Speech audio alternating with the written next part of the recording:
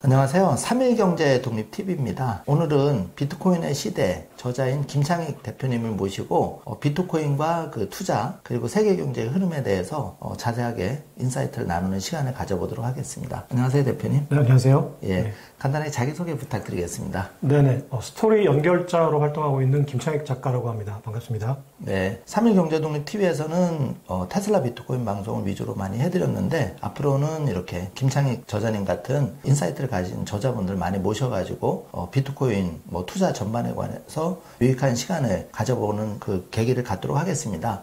또 출판사에서 고정 그 링크로 통해서 이벤트도 한다고 하니까 많이 참여를 해주시길 바라겠습니다. 그러면 저는 여기서 인사를 드리고 제가 대표님 편하게 인사이트를 얻기 위해서 질문 위주로 하는 시간을 갖도록 하겠습니다. 자, 잠시 뒤에 시작하겠습니다. 대표님 첫 번째 질문인데요.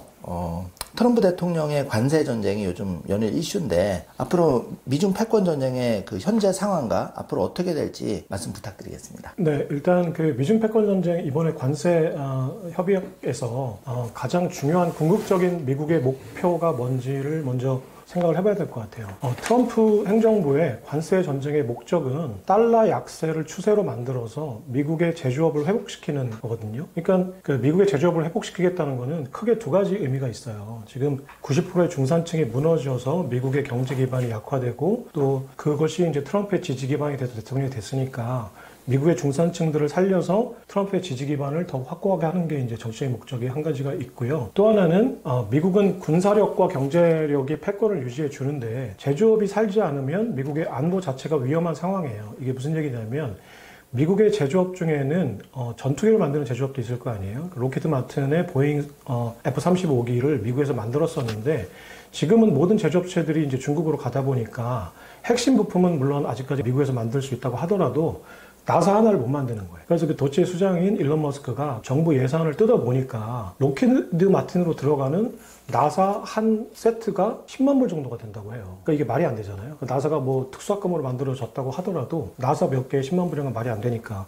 그리고 앞으로는 이제 그 중국에서 나사를 수입하지 않으면 이제 전투기 자체를 못 만드는 거죠. 그리고 펜타닐 같은 이제 의약 제품도 지금 미국보다는 중국에서 만들어지고 있어요. 그러니까 제조업을 리쇼링 하는 거, 공장들을 미국으로 되돌리겠다라는 거는 경제 무역 적자를 해소하겠다는 경제적인 측면도 있지만 미국의 안보와 그리고 미국 국민들의 생명과도 직결되는 문제거든요. 그러니까 이 세 가지 축으로 관세 협약을 봐야 되는데 이번에 그 스위스 제네바에서 합의가 된 거는 115% 정도를 서로 낮춰서 미국은 30% 정도, 중국은 10% 정도의 관세를 이제 90일간 유예를 해놓고 세부적인 사항들을 이제 합의하자는 상황이거든요. 그러니까 일단은 안도를 한 거죠. 이제 그 중국에서는 지금 공장 돌릴 그 노동자들이 다 실업자가 되니까 공장이 돌아가야 되는 거고 미국에서는 지금 월마트에 진열할 물건들조차 없으니까 또 비싸지니까 급해진 거죠. 둘 다. 그래서 일단은 봉합은 했지만 궁극적으로 둘이 목표하는 것들은 90일 동안의 세부적인 어떤 협상 결과들을 보고 그것이 미국의 어떤 목표에 부합하는가 그리고 미국의 목표에 부합하는 그 합의 내용이 시진핑 입장에서도 크게 나쁘지 않은가 이런 묘안을 찾아내지 않는다면 패권 전쟁은 사실은 승부가 완벽하게 나기 전까지는 안심할 수 없는 싸움이에요. 예를 들어서 1980년대에 그 신자유주의로 그 독일과 일본이 미국으로 수출이 많이 늘었잖아요. 그래서 일본이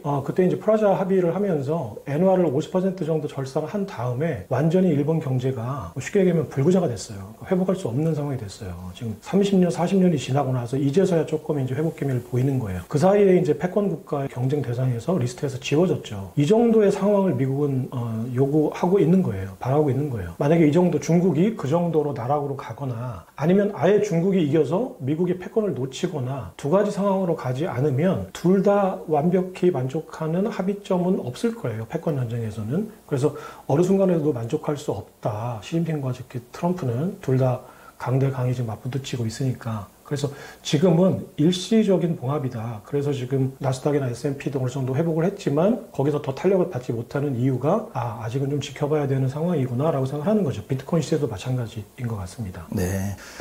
중국은 미국을 넘어서 과연 G1이 될 수 있을까요?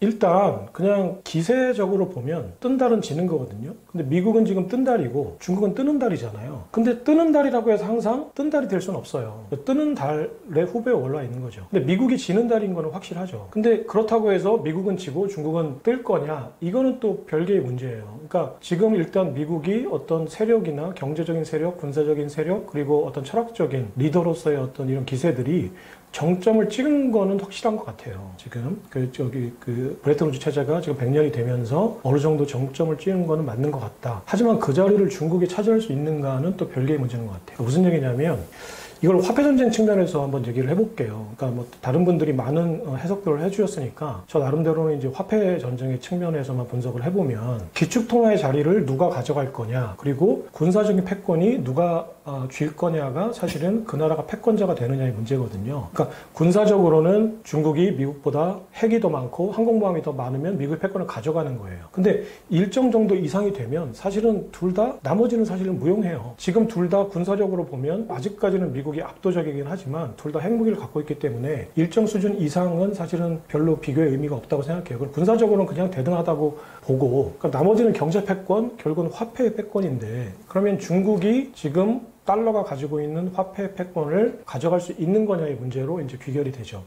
그 내용만 이제 얘기를 해드리면, 그럼 화폐 패권은 어떻게 만들어지는 거냐가 중요해요. 그러니까 사람들이 그동안의 기축통화를 스페인, 네덜란드, 영국, 미국 이렇게 이제 기축통화국들이 변했거든요. 그리고 이제 우리가 인지할 수 있는 근래에 보면 영국 파운드화에서 1944년 브레튼 우즈 협정으로 공식적으로 기축통화의 자리가 파운드에서 미국으로 옮겨와요. 그러니까 자연 발생적인 어떤 그 사멸과 또 탄생 이런 거 이외에 정부들이 나서서 합의를 통해서 기축통화를 바꾼 거는 브레튼 우즈 체제가 달러가 처음이었어요. 그러니까 영국 파운드화가 금화가 미국으로 많이 옮겨지니까 금고가, 그러니까 금이 이제 미국의 그 포트녹스 금고로 많이 옮겨졌죠. 그러니까 2차 대전, 1차 대전 겪으면서 영국이 미국한테 무기를 많이 수입하는 결과였어요. 그러니까 유럽의 패권이 결국 금이 미국으로 옮겨지니까 미국의 달러가 패권 달러가 된 거예요. 근데 그러면 이 결정을 누가 했을까를 보시면 사실은 영국 정부와 미국 정부가 한 게 아니고 금의 소유권을 가지고 있었던, 금의 유통망을, 공급망을 장악하고 있었던 금융 세력이었어요. 그러니까 런던을 베이스로 했던 금융 세력이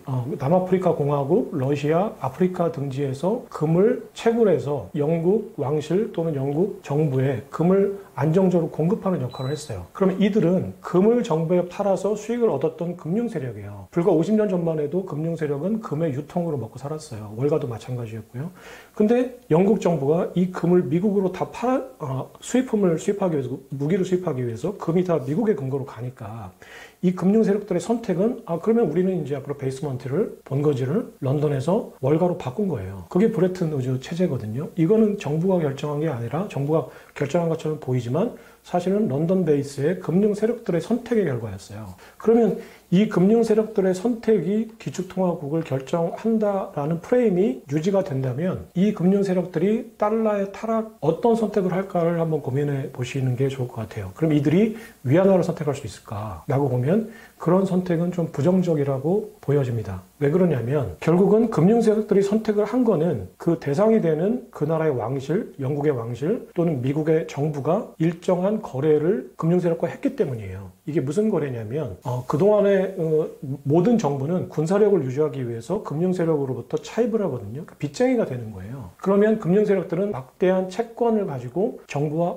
협상을 하죠. 왜냐하면 정부는 막강한 군사력을 가지고 있기 때문에 사람이 뒷간 들어갈 때 다르고 나올 때 다르잖아요. 그러니까 빚을 얻어서 군사력을 유지할 때는 패권이 유지가 되지만 이 빚을 상환할 때가 되면 아까운 거예요. 상환하기가 싫죠. 그러니까 채권자들을 죽이거나 쫓아내거나 무시하는 경우가 다반사였어요. 이게 스페인에서도 그랬고 네덜란드, 영국에서도 그랬죠. 그래서 만들어진 게 중앙은행이었어요. 그러니까 채권자들이 내가 채권을 유지하면서 죽지 않으려면 이 채권과 정부와의 어떤 딜을 해야 되거든요. 그 딜이 뭐냐면 내가 채무를 탕감해 줄 테니 100년 만기 무이자 채권을 사줄 테니 너는 우리에게 화폐 발행권을 주세요라는 거래를 한 거예요. 그래서 채무를 탕감해 주는 것과 화폐 발행권, 중앙은행 설립에 대한 거래가 그동안의 기축통화를 만들어 왔던 거죠. 근데 그러면 지금 현재 월가를 베이스로 한 금융 세력들이 중국 공산당 시진핑과 거래를 통해서 인민폐, 위안화의 발행권을 취득할 수 있는가, 그리고 중국에 빌려준 채권을 탕감할 수 있는가의 문제인데 지금 오히려 월가는 중국에 빌려준 돈보다 갚아야 될 돈이 더 많아요. 그리고 인민은행이 발행권을 특정 금융 세력에게 줄 이유가 없죠. 왜냐하면 모든 나라들의 인민은행은 사실은 채무를 탕감해주는 대가로 그 금융 세력들이 만든 민간은행, 모든 나라는 아니지만 영국과 미국은 그랬죠. 근데 지금 중국은 이미 공산당 그 정권이 운영하고 있는 사실상 정부의 은행인 인민은행이 있죠. 그러니까 그런 거래는 사실상 불가능할 거예요. 그렇다면 중국이 과거 프레임대로의 어떤 화폐 패권과 군사적인 패권은 별개를 치고 우리가 알고 있는 기축통화를 만드는 과거 프레임대로의 어떤 기축통화 패권을 가져가기는 쉽지 않다라고 생각해요. 그러면 군사력은 대등한다고 쳐도 화폐 패권의 의미에서 중국이 지원이 되는 것은 어렵습니다. 그러면 현재 프레임이 아닌 다른 프레임에서 중국은 지원이 되려고 하는 경로를 찾을 거예요. 그게 비트코인 보유, 디지털 위안화 등등의 디지털 화폐 패권입니다. 그래서 디지털 화폐 패권에서 선점을 해서 패권을 잡음으로써 중국은 G1의 국가로 등극하려는 야심찬 미국의 입장에서 보면 음모를 지금 기획하고 있는 거죠. 예, 그러면 그런 의미에서 트럼프 대통령이 처음에는 비트코인에 대해서 부정적이었다가 2기가 시작되면서 비트코인을 전략 자산화하려는 걸 선언을 했는데 네네. 트럼프 대통령의 비트코인 그 전략 자산 앞으로 4년간 어떻게 펼쳐질 수 있을까요?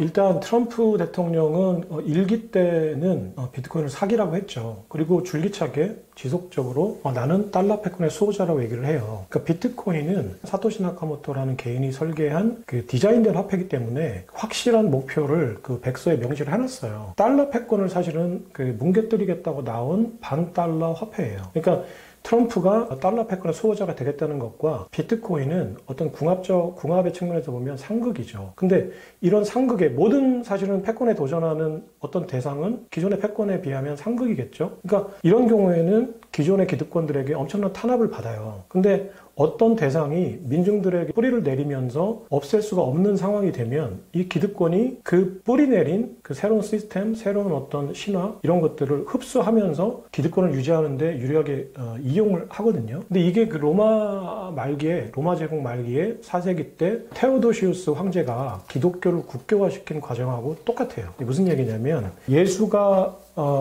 등장해서 영년이겠죠. 그러니까 AD로 따지면 영년에 이제 그 예수가 등장을 해서 활동을 시작했을 때만 해도 당시에 로마의 어떤 종교 체제로 보면 다신교의 체제로 보면 기독교는 완벽한 이단이었죠. 그러니까 엄청난 로마 황실에 탄압을 받았어요. 뭐 잡히면 죽는 거였죠. 그래서 대부분 다 동굴로 들어가서 기독교를 숭배하고 신앙으로 퍼뜨렸죠. 근데 이게 당시에 모든 제국의 말기에는 민중들과 평민들이 엄청난 고통을 받잖아요. 제국들은 이제 마지막 몸부림치면서 착취를 하고 탄압을 하니까 평민들은 고통 속에서 이 기독교라는 구원의 메시지가 어떤 위안을 줬던 거죠. 그 고통받는 민중들은 기독교라는 어떤 신앙이 구원의 어떤 대상이었어요. 그러니까 급속도로 퍼져나갔죠. 그러니까 테오도시우스 황제 때가 돼서는 이 기독교를 말살하는 것은 불가능했어요. 그리고 이미 기독교를 둘러싼 신권들이 굉장히 강력해져 있을 때였어요. 이때 발생했던 결정적인 사건이 테칼로레아 대학살이라고 해서 그 테오도시우스 황제의 어떤 장수를 당시에 테칼로레아 지방의 사람들이 죽였는데 그 보복으로 약 10,000여 명의 밀라노 사람들을 죽였습니다. 그러니까 이 테오도시우스 황제의 이 학살 사건을 극복하는 방법으로 당시에 밀라노 대주교가 테오도시우스 황제에게 제안을 해요. 당신이 기독교에 회개하고 용서를 구하면 기독교가 황권을 유지하는데 도움이 될 것이다 라는 제안을 하고 그 제안을 황권이 이미 약화되고 신권이 강화된 상황을 파악한 테오도시우스 황제가 기독교의 회개를 하고 용서를 구합니다. 이게 달러 패권이 위험해진 상황에서 달러 패권을 유지하기 위해서 지금 트럼프가 달러 패권을 위협하고 있는 비트코인 암호화폐라는 이 시스템을 오히려 달러 패권을 지키는데 받아들인 과정하고 똑같아요. 처음에 탄압을 하다가. 그래서 이 프레임이, 이 서사가 뭐였냐면은 기독교가 로마 황실을 유지하는데 도움이 된다라는 서사였고요. 그리고 지금의 현재는 암호화폐가 달러 패권을 유지하는데 도움이 된다라는 서사가 트럼프가 받아들인 거예요. 이 서사를 만든 사람이 누구냐면 피터 틸이라는 팔란티어 창립자예요. 피터 틸 팔란티어 창립자는 페이팔이라는 지불 시스템을 만든 사람인데 페이팔에 PYUSD라는 그 페이팔 스테이블 코인을 만들어서 2000년 초기부터 계속 이제 상장을 하려고 했어요. 근데 이게 이제 기존의 그 월가의 어떤 규제 프레임에 걸려서 법안이 통과되지 않으니까 스테이블 코인 발행하지 못하니까 인허가가 나지 않으니까 2022년부터 그 페이팔 창립자인 피터 틸이 의회를 설득하고 정권을 설득하는데 스테이블 코인이 달러 패권에 도움이 된다라는 프레임을 만든 거예요. 그리고 이 설득이 먹힌 거죠. 국회의원들이 그리고 당시의 정권들이 들어보니까 맞는데 스테이블 코인이 발행이 되면 달러 수요가 늘어나고 채권 발행이 늘어나겠는데 라는 이 현실적인 서사가 반영이 되면서 이제 이번에 트럼프가 이제 대선에서 2024년에 이기고 피터 틸이 원래 일기 때부터 피터 틸은 자문위원이었거든요. 그러니까 트럼프에게 암호화폐 유리한 점, 이용할 점, 전략적인 어떤 유용성들을 많이 설명을 해줬을 거예요. 트럼프는 이거를 받아들이고 그러면 암호화폐, 특히 스테이블 코인이 그리고 비트코인을 비축자산을 보유하는 게 달러 패권에 도움이 되는구나라는 판단으로 지금 비트코인의 대통령이 되겠다라고 선언하고 비트코인을 비축하려고 하고 워싱턴과 미국을 비트코인의 수도로 만들겠다는 거죠. 근데 근본적인 속성은 비트코인과 달러는 상극이죠. 비트코인이 성장을 해서 기축통화가 될 정도 아니면 어느 기축자산이 될 정도가 되면 그것이 의미하는 거는 달러의 이제 소멸을 의미하는 거예요. 그러면 어느 순간에는 이제 트럼프나 미국 정부는 판단을 해야 돼요. 그러면 달러 패권을 지키기 위해서 스테이블 코인을 어떻게 해야 되는 건가? 그리고 비트코인을 어떻게 해야 되는 건가? 라고 이제 판단을 할 때가 되겠죠. 하지만 그때쯤이 되면 주객이 전도되어 있을 거예요. 그럼 그때쯤이 되면 이렇게 생각할 거예요. 지금 미국의 패권이 달러에서 오는가 스테이블 코인에서 오는가 현실적으로. 그러면 미국이 지키려고 하는 건 패권이지 달러가 아니거든요. 패권을 지킬 수만 있다면 그 수호자가 누구가 됐든 상관없어요. 그러면 선택을 할 거예요. 더 유용한 전략 자산을. 그때가 되면 암호화폐가 될 거란 얘기죠. 그래서 이거는 로마가 멸망한 뒤에도 기독교는 전 세계로 전파가 됐듯이 미국의 정권이 또는 달러의 패권이 몰락한 뒤에도 암호화폐는 기독교처럼 계속 확장이 되고 전파가 될 거라고 생각합니다. 정말 좋은 인사이트 같습니다. 마이클 세일러가 최근에 비트코인 가격이 1억 4,500만 원대도 계속 매집을 하고 있는데 이렇게 무섭게 사들인 이유는 뭘까요? 마이클 세일러는 원래는 소프트웨어 만드는 솔루션 업체, 뭐 지금도 물론 스트래티지는 이제 그런 회사예요. 근데 이제 본 사업이 사실은 거의 전도가 된 상황이죠. 근데 사업가 입장에서는 그 재무자산을 보유를 해야 되는데 내가 달러를 보유하고 있다는 게 팬데믹 그때 인플레이션 위기가 오면서 내가 가지고 있는 화폐가 녹아내리는구나라는 생각을 했어요. 예를 들어서 한번 생각을 해보세요. 내가 현금을 가지고 있는 경우에 매년 이자로 3%씩 내야 된다라고 한번 생각을 해보세요. 내가 은행에 예금을 했는데 매년 이자로 3%씩 내야 된다. 그러면 그 현금을 가지고 있을까요? 자, 말도 안 되는 얘기 같지만 사실은 우리가 현금을 가지고 있는 거는 지금 이 상황이에요. 왜냐면 인플레이션이라는 세금을 내야 돼요. 매년 3%씩 물가가 오르면 내가 100달러를 가지고 있으면 1년 뒤에는 구매력이 97달러가 돼요. 이게 복리로 계속 되는 거기 때문에 그래서 실제로 신자유주의가 됐던 닉슨 쇼크 이후에 지난 50년간 달러의 구매력은 98%가 녹았어요. 당시에 100달러를 그대로 내가 예금으로 가지고 있다면 지금 구매력은 2달러예요. 그러니까 마이클 세일러라는 사업가들은 내가 현금 자산을 재무자산으로 보유했을 때 실제로 인플레이션이라는 세금을 매년 내야 되는구나라는 거를 당시에는 바이든 정부 때는 1년에 CPI가 9%가 됐던 적도 있거든요. 그러니까 내가 만약에 1조 달러를 가지고 있으면 그거의 9%를 인플레이션이라는 세금을 내야 되는 것과 똑같았어요. 그러니까 그러면 달러를 현금으로 재무자산으로 갖고 있는 거는 굉장히 위험한 선택이었구나라는 걸 절감했던 거죠. 그러면은 어떤 대안이 있을까를 고민했을 거예요. 근데 당시에 마이클 세일러의 친구들 중에는 월가에 있는 딜러들이 많았어요. 그래서 그 딜러들에게 비트코인이라는 암호화폐의 어떤 유용성에 대해서 얘기를 들은 거예요. 마이클 세일러가 그 유용성을 공감하고 비트코인을 매입해서 처음에는 달러라는 현금 자산의 인플레이션을 해칭하는 수단이었죠. 그냥 재무자산 포트폴리오였는데 비트코인을 보유하고 공부를 해보니 이것이 내가 그렇게 간단하게 생각할 자산이 아니었구나. 그래서 그 다음부터는 아예 비트코인 맥시멀리스트가 된 거예요. 오히려 전환사채를 발행해서 비트코인을 사들이죠. 그러니까 지금은 소프트웨어 회사가 아니라 비트코인에 투자하는 투자회사의 성격이 더 강해요. 지금 현재 스트래티지의 주가는 비트코인 때문에 형성된 주가예요. 네, 이런 측면에서 그러면 다른 기업들이 마이클 세일러의 스트래티지의 그 비트코인 보유 전략을 눈여겨보고 있죠. 그래서 일본에서도 그렇고 우리나라에서도 그렇고 그걸 따라하려고 하는 기업가들이 많은데 우리나라나 일본에서는 아직까지는 그게 제도적으로 일본에 가능할지 모르겠는데 우리나라에서는 불가능한 상황이죠. 하반기부터는 이제 우리나라도 법이 정비가 돼서 법인들도 비트코인을 구입할 수 있다고 하니까 기대를 좀 해보셔도 좋을 것 같아요. 예, 저자님이 생각하실 때는 국가와 기업이 비트코인을 경쟁적으로 사들이기 시작한다면 수량이 이제 제한되어 있다고 들었는데 그럴 경우에 포모가 발생하고 지금 가격으로는 살 수 없을 수도 있을 것 같은데 있는데 예상하시는 최고 가격과 포모가 좀 언제 좀 발생할지, 그러면 일반인들이 관심을 가졌을 때 우리가 살 수 있는 기간이 어느 정도까지 남아있을지 말씀해 주셨으면 합니다. 그러니까 가격 예측이라는 거는 상당히 조심스럽고 사실 할 수도 없는 거니까. 그렇지만 이제 사실은 반대로 얘기했을 때 이제 이 지금 방송을 시청하시는 분들은 가장 궁금한 게 이제 그 점일 거예요. 그러니까 여기서 이제 딜레마가 생기는 건데, 사실은 아무도 몰라요. 뭐 언제 가격이 얼마가 될지는. 근데 방향성은 예측해 볼 수 있을 것 같아요. 그러니까 그 투자를 하시는 분들이 공부를 하면 저도 마찬가지고, 그 어느 정도를 내가 예측할 수 있다라는 어떤 기준선을, 내가 바닷가에 사는 어부인데 정확하게 내일 파도가 몇 시에 어느 높이로 칠 건지를 예측한다라고 기대하는 거는 어불성설이에요. 모르죠. 그건 신도 몰라요. 그렇지만 파도가 칠지 안 칠지는 제비가 나는 높이나 기러기가 갈매기가 나는 높이, 그리고 날씨, 그리고 그 옆에 있는 할머니가 자꾸 무릎에 치리다고 하고 하면 파도가 칠지 안 칠지는 경험상 학습에 의해서 알 수 있죠. 그러니까 파도가 칠지 안 칠지 정도를 이제 예측하고 내가 거기에 파도 타기를 하겠다, 윈드서핑을 즐기고 싶다라는 기대를 하는 게 좋을 것 같아요. 근데 그럼 비트코인이 언제 얼마까지 오를 거다라는 건 누구도 모르는 건데, 왜냐면은 여기서 중요한 개념이, 저희는 비트코인에 대한 판단자가 아니에요. 왜냐면 비트코인하고 동시대를 살고 있는 거고, 비트코인은 현재 무엇이 된 상황이 아니거든요. 물론 사토시 나카모토는 무엇을 만들었다고 디자인을 했어요. 그래서 그 목적이 있는데, 그것은 일순간에 되는 것들이 아니고, 사토시 나카모토도 반감기라는 걸 통해서 어떤 화폐를 설계하는 게 아니라 화폐가 되는 과정 자체를 설계한 거거든요. 그러니까 그 설계대로 지금 가고 있는 거예요. 그럼 우리는 그 동시대에 서로 비트코인이라는 어떤 대상, 화폐라는 대상과 우리가 그것을 화폐로 만들겠다, 또는 나는 그것이 화폐가 되는 게 싫다, 또는 나는 그걸 잘 모르겠다라고 하는 상호작용을 하는 행위자지, 지금 비트코인이 뭐다, 그렇기 때문에 어떻게 될 거다라고 판단할 수 있는 판단자는 아니거든요. 그러면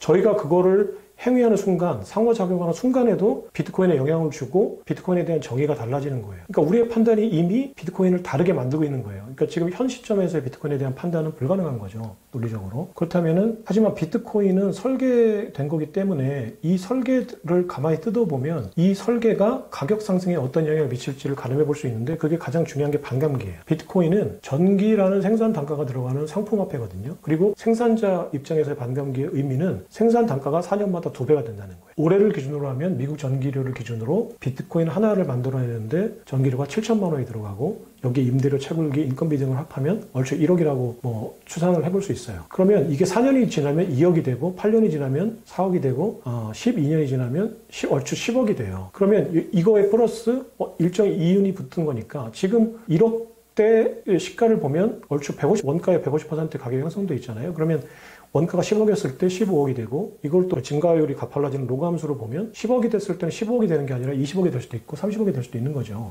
그렇게 되면 반감기가 반복될 때마다 어느 순간이 되면 반감기 자체로 전기료 원가만 100억이 되는 순간도 오겠죠. 그러면 100억이 되는 거예요. 이게 팔린다는 가정하에서. 그러면 나는 이거는 인정할 수 없어라고 누군가 판단하고 이거를 완전히 상품 시장에서 멸종시킬 수가 없다면, 그게 누군가 사주고 그 사주는 사람이 늘어나면 상품화폐가 되는 건데, 지금은 전 세계에 15개 정도의 계좌가 있으니까, 물론 그 계좌의 성격이 여러 가지가 있겠죠. 뭐 한 명이 10개의 계좌를 가지고 있는 경우도 있겠으니까, 어쨌거나 계좌 수로만 따지면 전 세계 인구의 8분의 1이 지금 비트코인 계좌를 가지고 있어요. 그러면 이걸 없앤다는 건 불가능한 거고, 그렇다면 누군가는 계속 사줄 거라는 기대를 할 수 있고, 앞으로 20년, 30년이 지나고 나면 이게 30억, 40억, 60억이 되는 거니까, 그러면 그게 가격을 지지하는 이제 요인이 되는 거고요. 그러면 그거 플러스 알파가 비트코인 가격이 되는 거예요. 그러면 30년 전에 압구정동 아파트를 1억에 산 사람들이 지금 현재 압구정 아파트가 158제곱미터가 100억에 팔렸어요. 이게 예측할 수 있었던 일인가요? 그러니까 예측할 수 없는 일이 이미 우리 사회에서 발생하고 있는데, 비트코인 현재 1억 5천만 원 하는 가격이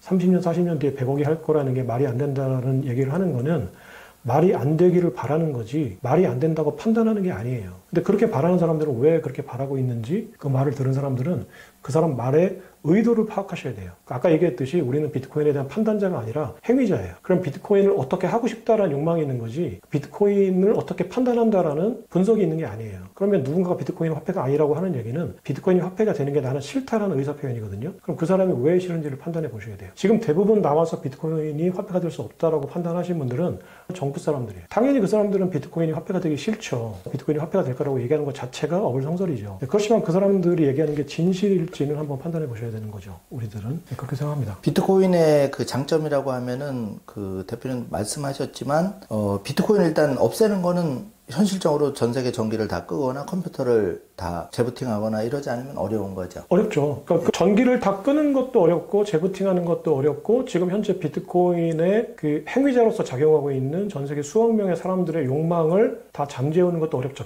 가장 어려운 거는 전기는 이번에 스페인 대정전을 보면 셧다운 시킬 수 있어요. 어떤 권력자나 아니면 자연이 신이 이 전기를 셧다운할 수 있어요. 그 자연재해나 어떤 의도에 의해서. 하지만 인간의 욕망을 누군가 죽일 수는 없죠. 그럼 없애는 건 이제 현재는 불가능하기 때문에 네. 생산 비용이 그 어쨌든 반감기 단위로 증가가 되니까 그 부분을 추정을 해서 우리가 조금 표적 판단에 좀 도움을 받을 수 있다는 말씀이시네요. 네.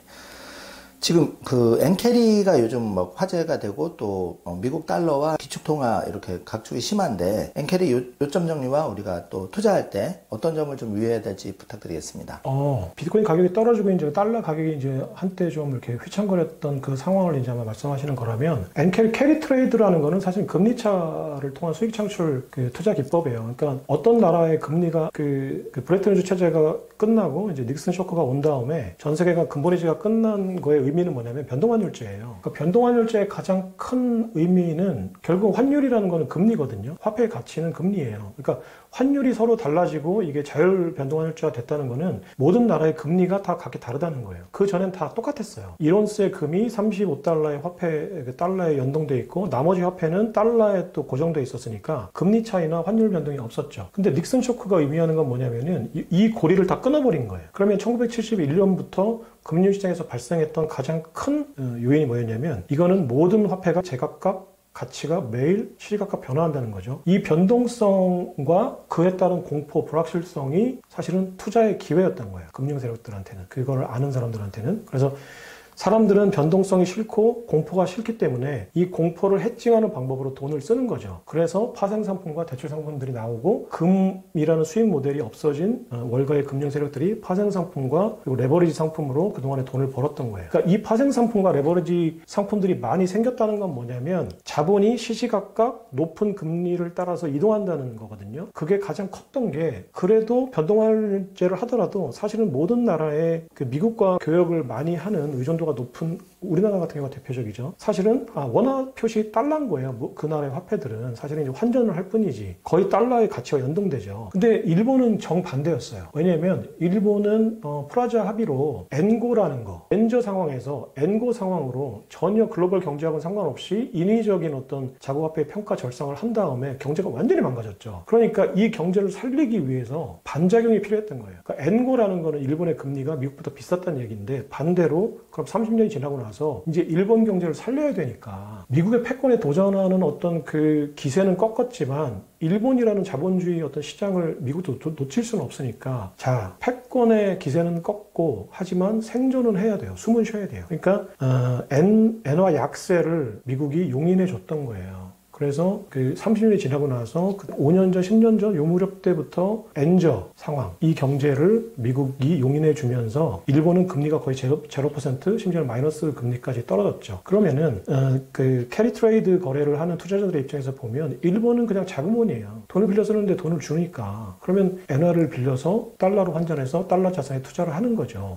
이런 상황에서 이제 일본이 그 엔화 가치를 지키기 위해서 엔화를 절상하니까 그럼 다시 이제 자금의 흐름이 미국은 달러 가치를 떨어뜨려야 되는 상황이고 N은 반대로 그 디커플링이 돼서 N은 자꾸 올라가려고 하니까 이 차익을 먹기 위한 막대한 자금이 이제 그 엔캐리 트레이드 청산으로 이제 일본 쪽으로 흘렀죠. 그러니까 미국에 있는 자산은 당시에는 물론 또 트럼프의 그 관세 전쟁 때문에 유럽으로도 막 빠지고 있는 상황이었는데 거기에 N이라는 폭발적인 어떤 구멍이 생기니까 달러 자산이 많이 이제 엔화로 몰렸죠. 그러면은 아직까지는 암호화폐나 비트코인도 달러 표시 자산이에요. 투자 자산이죠. 그러니까 나스닥이 빠질 때 암호화폐도 시세가 좀 다운되는 이런 상황이 발생했던 거죠. 그러니까 이런 자금의 흐름, 결국은 유동성의 함수거든요. 그러니까 그 M2라고 해서 전 세계 글로벌 유동성, 특히 이제 달러 유동성이 그 암호화폐 시장에 막대한 영향을 미치는데 이 상관관계가 90%가 넘어요. 그러니까 같이 움직인다고 보시면 돼요. 그래서 그 달러 자산이 어떤 그 미국에서 빠져나와서 다른 나라로 간다. 어떤 캐리 트레이드의 어떤 이 글로벌 자금의 머니무브가 생겼다 그러면 일단은 미국 자산, 특히 암호화폐도 아직까지는 나스닥 자산과 동조하니까 조심하셔야 되는 거고 유심히 보셔야 되는 상황이고 엔캐리 트레이드 청산은 엔고가 추세화되고 달러 약세가 추세화되는 상황에서는 계속 지켜봐야 될 변수라고 생각해요. 네. 그 경제 독립을 위한 그 한국분들 서학개미라 그래서 일종의 뭐 테슬라나 비트코인, 팔란티어 이쪽으로 많이 투자한다고 하는데 현재 그런 상황에서 미국 그 M7 투자 전략은 유효할지 말씀 부탁드리겠습니다. 그러니까 제가 투자를 할 때 저는 이제 어떤 투자를 할까를 이제 저도 지난 경제생 활동을 하면서 한 30년간 많은 고민을 했었어요. 근데 어떤 종목에 대한 투자, 그러니까 지금 테슬라라든지 뭐 팔란티어는 이를테면 그 미국 자산 어떤 한 종목이잖아요. 이런 종목에 투자를 하실 때에는 그 종목에 대한 공부도 중요한데 그 종목을 둘러싸고 있는 거시 환경에 대한 이해가 선행이 돼야 돼요. 그래서 이걸 종목이라고 보시지 마시고 내가 지금 현재 거시경제를 어떻게 판단하고 있는가라는 어떤 프레임을 스스로 한번 짜보셔야 돼요. 그러면 지금 거시경제의 흐름이 어떤 방향으로 가는가, 그러면 내가 그 방향에 동조할 때는 돈을 버는 거고 역행할 때는 돈을 잃는 거거든요. 그러면 지금의 거시경제는 역사상 유례없는 어떤 변곡점을 지나고 있어요. 그러니까 이게 산업혁명 때랑 비교를 해보면 18세기 후반에 어떤 증기기관이 발명되면서 산업혁명이 오고 이제 생산성에 급격한 어떤 향상이 왔어요. 이게 어떤 게 만들어진 거냐면 사실은 이거는 사상하고 같이 움직이거든요. 당시에 16세기 때 이제 르네상스가 인본주의 사상을 만들고 인간이 어떤 판단의 주체가 되면서 인간이 무언가를 만들 수가 있었어요. 그러니까 그 전에는 인간이라는 존재는 우리한테 준 신이 만들어준 소명을 파악하는 게 인간의 공부의 목적이었어요. 그래서 신의 소명을 내가 파악하고 그 소명대로 사는 게 인간의 올바른 삶의 태도였죠. 그러니까 내가 판단하는 게 아니에요. 판단자는 오류성이 없는 신이었죠. 이 신이란 분이 판단한 거가 뭔지를 내가 읽는 거. 그러니까 그리스 로마 신화 때는 신탁에 의해서 그 신탁자들한테 찾아가서 그 신탁한 예 스토리를 듣는 게 그 신의 소명을 내가 아는 방법이었고, 이게 이제 계속 중세까지 오다가 인본주의 사상이 이제 휩쓸면서 판단의 주체가 신이 아니라 인간이구나 라는 생각을 한 거예요. 그때부터 이제 인간이 급속히 발전했던 거예요. 그러니까 어떤 물질이 어떤 경제가 발전하려면 일단 그걸 둘러싼 인간의 의식이 먼저 바뀌어야 되거든요. 사상이. 근데 예전에는 그 데이터가 유통속도가 느렸기 때문에 그 르네상스 때부터 산업혁명까지 200년, 300년이 걸렸어요. 그리고 산업혁명이 오고 200년 만에 자본주의가 경제 시스템이 완성이 된 거거든요. 그러니까 인본주의부터 자본주의 완성까지 500년이 걸렸어요. 근데 지금 이제 우리가 그 산업혁명하고는 비교도 할 수 없는 AI 혁명이라는 어떤 혁명의 단계를 저희가 지나고 있어요. 그렇다면 지금은 반대로 예전에 인본주의라는 사상이 산업혁명을 만들었는데 지금은 인간의 기술이 급속도로 발전하면서 AI 혁명이 먼저 오고 여기에 걸맞는 사상혁명이 지금 후행하고 있어요. 그러니까 인본주의가 AI를 만들었는데 그럼 AI 시대 때는 우리가 인간보다 훨씬 뛰어난 지능이라는 대상과 공존할 수 있는 사상체계가 뭐냐. 그래서 이제 포스트 휴머니즘이라는 사상체계가 계속 발전하고 있어요. 근데 이게 두 개가 맞물리면서 어떤 경제 시스템을 만들어 나갈지는 예측할 수 없는 상황이에요. 너무 급속도로 바뀌고 있기 때문에.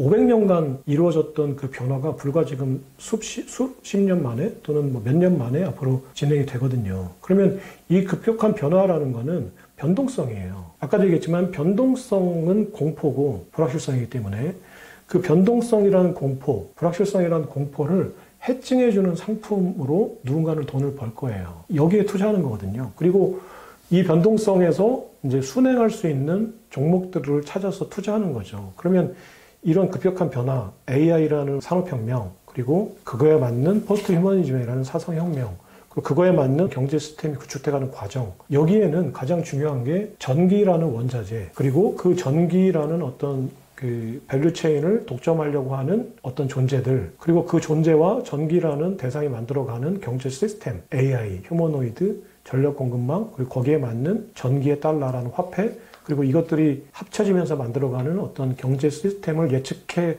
보면 거기에 순응하고 있는 먼저 시대를 읽고 달려가고 있는 업체들이 보이죠. 그러니까 전력 공급망을 독점하려고 하는 테슬라, 그리고 AI라는 것이 단순히 산업이 아니라 국가 안보라고 읽었던, 이게 패권이라고 읽은 팔란티어, 그리고 전기 공급망이 끌어당기는 달러의 화폐는 암호화폐 크립토가 될 것이라고 예측했던 팔란티어의 피터 틸 회장과 일론 머스크. 이 사람들은 사실은 미래를 읽고 있는 미래학자들이에요. 철학자들이고. 이 사람들은 미래를 읽고 먼저 그곳에 가 있는 거예요. 그러니까 지금 현재 우리가 TV에서 보고 있는 일론 머스크와 피터 틸은 미래에서 온 터미네이터? 미래에서 타임머신을 타고 온 존재들이라고 할 수 있어요. 그 사람들은 이미 의식은 미래로 가 있죠. 그러면 우리는 그렇게 할 수 없다면 그 사람들의 어깨에 올라타는 거죠. 그래서 테슬라, 팔란티어, 그리고 그 사람들이 땡겨 오려고 하는 어떤 화폐 시스템, 비트코인, 암호화폐, 크립토, 여기에 투자하는 거는 사실은 종목 투자가 아니라 거시경제의 흐름에 내 돈을 태우는 거라고 생각합니다. 그래서 그 투자는 단순하게 몇 년 뒤 뭐 이런 것들이 아니라 앞으로 내 생애 주기를 걸고 할 만한 투자라고 생각해요. 여기서 그 일론 머스크가 이제 에너지 기업이다. 우린 자동차 기업이 아니라 이런 게 이제 인상적으로 생각이 나는데요. 그 일론 머스크 하면 또 도지코인이라고 민코인을 뭐 도지파파라고 그런 얘기가 있는데 저자님 책 속에서도 네네. 그러면 이제 비트코인의 알트코인에 대해서 저자님 어떤 생각을 가지고 계신지 또 투자 전략은 어떻게 가져가야 되는지 궁금합니다. 네네. 일단 지금 그 일론 머스크가 밈코인의 어떤 그 아이콘처럼 이제 회자가 되고 있고 그렇기 때문에 또 도지코인이라는 그 코인 때문에 이제 알트코인에 대해서 여쭤보신 거라면 일단 일론 머스크의 생각은 우리가 생각하는 거와 완전 다르다라는 말씀을 일단 드리고 싶고요. 무슨 얘기냐면 일론 머스크는 아까 얘기 드렸듯이 미래에서 온 사람이에요. 그냥 우리 그 현재 보이고 있을 뿐이지 이 사람들의 의식이나 생각이나 이미 이 사람들의 어떤 존재는 미래로 가 있어요. 그럼 이 사람들이 그리는 미래에서는 화폐라는 게 뭘까라고 한번 생각을 해보셔야 돼요. 그러니까 우리가 지금 직관적으로 생각하는 화폐는 그냥 내 지갑 속에 있는 종이 돈이고 아니면 내가 현금을 요새는 안 쓰니까 그냥 그 온라인으로 계좌 리체를 해서 결제를 하는 뭔가가 화폐겠죠. 근데 그 화폐의 근본적인 어떤 그 정의 또는 개념은 사실은 데이터예요. 그러니까 우리가 지금 그 10,000원짜리 화폐를 썼을 때 여기에는 상세한 데이터가 적혀 있지는 않지만 내가 10,000원의 어떤 가치를 누군가에게 줬다는 장부예요. 하지만 지금 현재 화폐는 이런 데이터들을 상세하게 못 담고 있죠. 그러니까 왜곡 현상이 발생하는 거예요. 누군가는 이 화폐를 유통시키면서 이 데이터의 왜곡에 의한 이득을 누군가 가져가는 거예요. 그러니까 이 데이터가 완벽하고 100% 거래를 담아낸다면 이런 왜곡들이 생길 수가 없죠. 하지만 지금 화폐는 많은 데이터를 상실한 화폐예요. 그러니까 왜곡들이 생기고 누군가는 거기서 이익을 착취해 가니까 그렇다면 이 화폐를 주고받는 사람들 사이에 누군가가 이 화폐의 가치를 가져가는 게 존재가 있다는 거죠. 그렇다면 주고받는 사람 누군가는 내가 받아야 될 거를 다 못 받고 있다는 거예요. 이게 이제 뭐냐면은 뭐 얘기가 좀 길어질 수도 있는데 중요한 얘기라서 한번 해볼게요. 그러니까 그 우리가 경제 어떤 사조에서 그 굉장히 중요한 우리 경제에 영향을 미친 어떤 누군가 사상가 또 철학가 경제학자를 한번 꼽아보라고 하면 빠지지 않는 게 애덤 스미스하고 칼 막스일 거예요. 애덤 스미스하고 칼 막스가 공통적으로 사실은 그 국보론이라는 책과 자본론이라는 책에서 사실은 공통적인 질문을 한 거예요. 국보론에서는 왜 왕실만 부자가 될까? 국가만 부자가 될까? 라는 질문을 한 거예요. 그리고 자본론이라는 책에서 칼 막스는 왜 자본가만 부자가 될까라는 생각을 한 거예요. 이 두 가지 생각의 공통점은 뭐냐면 왜 누군가는 누군가의 화폐에 담겨있는 가치를 훔쳐갈까라는 거예요. 그러니까 그 당시 애덤 스미스가 국보론을 쓸 때만 해도 중상주의였거든요. 중상주의는 약간 번역이 잘못돼서 사실은 그 의미가 조금 퇴색된 단어인데 중상주의라는 건 뭐냐면 더 정확하게 얘기하면 중금주의예요. 금이 가장 중요한 국보라는 거죠. 그래서 수출을 많이 하고 수입을 줄여서 왕실이 금고에 금을 많이 쌓아놓으면 그 나라가 부자라고 하는 개념이 중금주의였어요. 중상주의였어요. 근데 그러면 많은 노동자들이 노동을 해서 상품을 만들고 그 상품은 그 노동자들이 쓰는 게 아니고 수출을 하죠. 전 세계 이제 그 영국이 해상왕국을 통해서 했던 그 식민지들로부터 원재료를 가져다가 영국의 노동자들이 면화를 만들고 또 뭐 차를 만들고 해서 상품화해서 다시 실론티를 가지고 다시 또 그 인도, 파키스탄, 스리랑카로 가서 비싸게 팔죠. 여기서 얻은 금을 왕실이 다 국고에 넣어놓는 거예요. 그러면 노동자들은 노동만 하고 아무런 소비 혜택이나 또 그거에 따른 어떤 자본 혜택을 못 보죠. 그러니까 왕실이 다 착취를 한 거죠. 그러니까 그 파운드화라는 화폐에 담긴 노동의 가치를 왕실이 다 착취를 한 거예요. 그 화폐가 데이터를 다 담아내지 못했기 때문에. 그러고 나서 자본주의가 열리고 그게 아니라 국가에 부라는 거는 사실 소비자들이 소비하는 거다. 생산하는 거다. 이게 이제 GDP 개념이 그때 생긴 거고 그러면 생산자들이 생산을 하고 그 생산자들이 그 재화와 서비스를 소비하는 게 국가의 부다. 그래서 이제 GDP라는 개념이 조금 더 다듬어져서 후세의 경제학자들이 이제 애덤 스미스의 철학을 만든 게 이제 GDP라는 개념이에요. 그 GDP가 쭉 와서 이제 칼 막스 시대에 와 보니까 애덤 스미스가 그 GDP라는 게 중요해서 그럼 GDP를 키우려면 자본 축적이 일단 중요하다. 그래서 생산성을 향상시키고 산업혁명을 통해서 자본 축적을 해서 공장을 만들고 생산을 많이 해. 맨날 노동자들이 가서 공장 가가지고 하루 종일 24시간 일하고 잠도 안 자고 일을 하는데 그러면 노동자들이 부자가 돼야 되는데 왜 부자가 안 되지? 라고 생각을 한 거예요, 다시. 그래서 가만히 뜯어보니까 그럼 저 노동자들이 받고 있는 저 임금이라는 돈에 찍힌 정보가 부정확하다는 거죠. 그래서 그 노동자들은 10시간 일을 했는데 4시간만 일을 한 임금을 준 거예요. 그 화폐의 가치가 이제 데이터가 상실된 거죠. 누군가 착취를 한 거죠. 그 데이터를 누군가는 그 부실한 데이터를 가지고 누군가 장난을 친 거죠. 그게 이제 자본가였어요. 그래서 칼 막스는 그 잉여 노동의 가치를 화폐라는 부실한 데이터를 왜곡시켜서 그 자본가들이 착취하니까 그렇다면 이걸 바로잡아야 된다. 그래서 만든 게 이제 공산주의였죠. 그러고 나서 또 이제 공산주의는 붕괴했지만 어쨌거나 계속 이제 또 왔죠. 그러면서 이제 또 공산주의가 붕괴되고 나서도 자본가들의 어떤 착취 구조는 조금 민주주의 운동 등을 통해서 완화가 됐어요. 그러면 또 노동자들이 부자가 돼야 되는데 사토시 나카모토가 또 금융위기 때 보니까 아니 왜 맨날 나도 실리콘밸리 나가서 맨날 코딩하고 열심히 일하고 있고 엄마 아빠 철공에서 다니면서 열심히 일하고 맥도날드 햄버거집에서 내 친구들은 맨날 아르바이트 하고 있는데 왜 쟤들은 엄마 아빠는 공장에서 잘리고 나는 맨날 코딩하는데 이거 용역비도 별로 못 받는 것 같고 또 맥도날드 집에서 일하는 거 1시간에 지금 뭐 우리나라로는 $10,000이겠지만 $20 받고 있는데 왜 우리는 계속 가난하고 월가만 부자가 되는 거지? 라는 궁금증을 던진 거예요. 그러니까 지금의 달러라는 화폐가 이런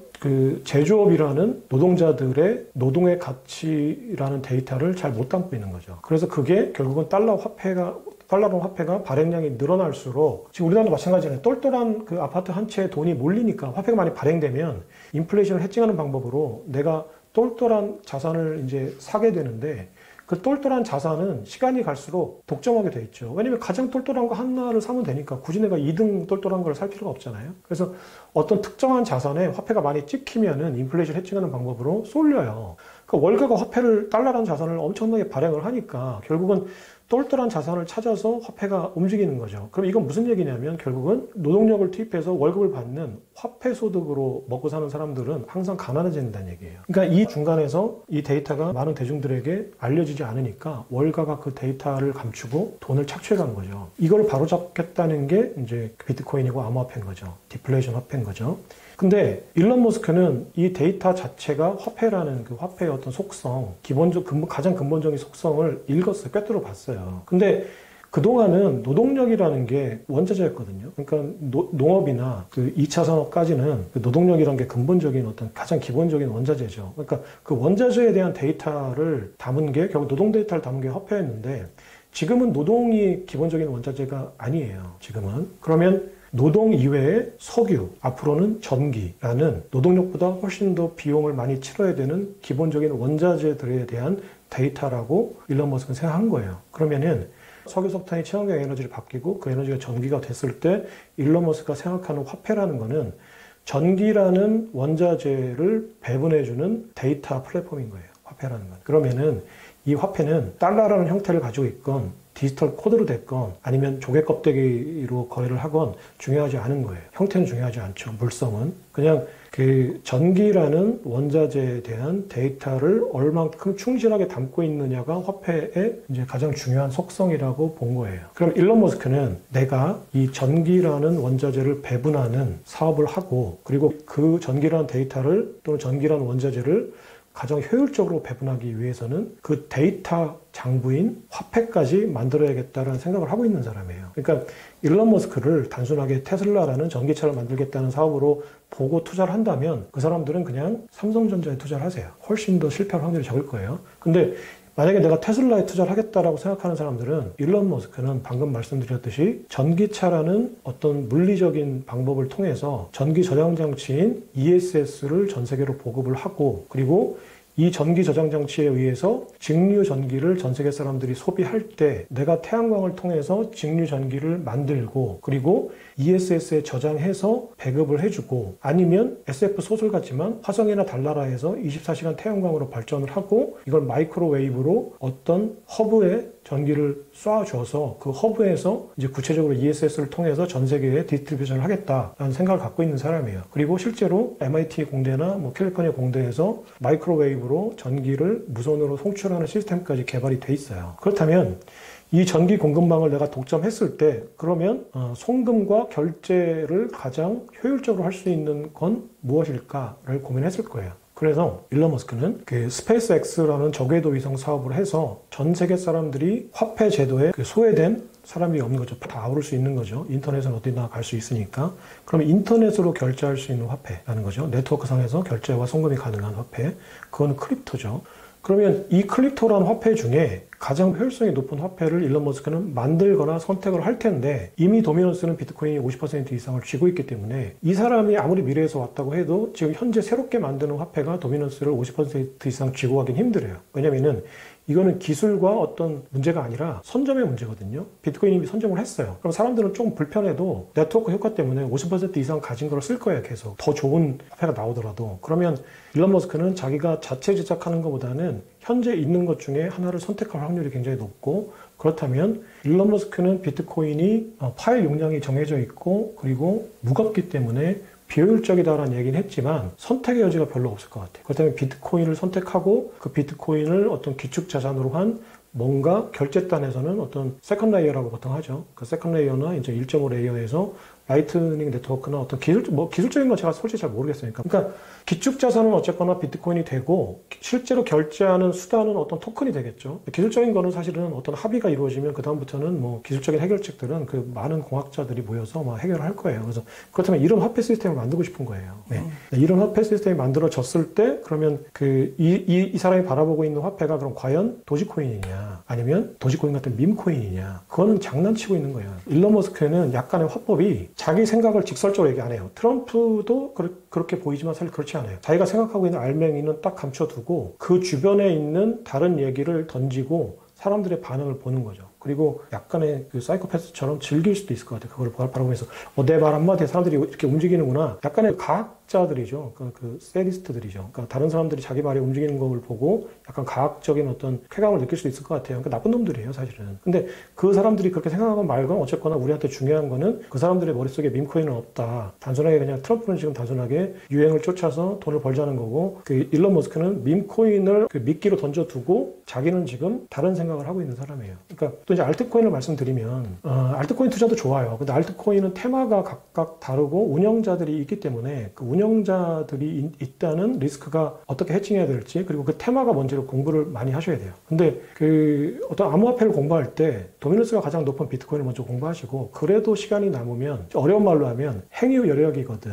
그러니까 내가 뭔가를 하고 또 시간이 남거든. 그때 알트코인을 하세요. 근데 지금 인간의 머리로는 비트코인 공부하기도 벅차요. 근데 내가 비트코인 공부하는데 내가 알트코인을 공부하겠다는 거는 그냥 비트코인은 이미 선점이 된 것 같고 알트코인은 뭔가 변동성이 심하니까 내가 운이 좋아서 돈을 벌 거라고 생각하시는데, 그거는 자기가 전생에 나라를 구했다는 확신이 들지 않으면 하지 마세요. 그러니까 내가 그렇게 럭키할 거라고 생각하는 거는 투자 시장에서는 실패로 가는 지름길이에요. 내가 투자를 할 때 가장 기본적인 생각은 나는 가장 멍청한 투자 플레이어고, 그리고 그 투자판에 들어갔을 때 나는 가장 운이 없는, 나한테는 전혀 행운은 일도 없는 사람이라고 생각하고 플레이를 하시는 게 가장 안전하고 좋아요. 네. 그래서 저자님 말씀을 듣고 보니까 머스크가 트윗을 많이 하고 이렇게 커뮤니케이션을 많이 하지 않나 이렇게 보여집니다.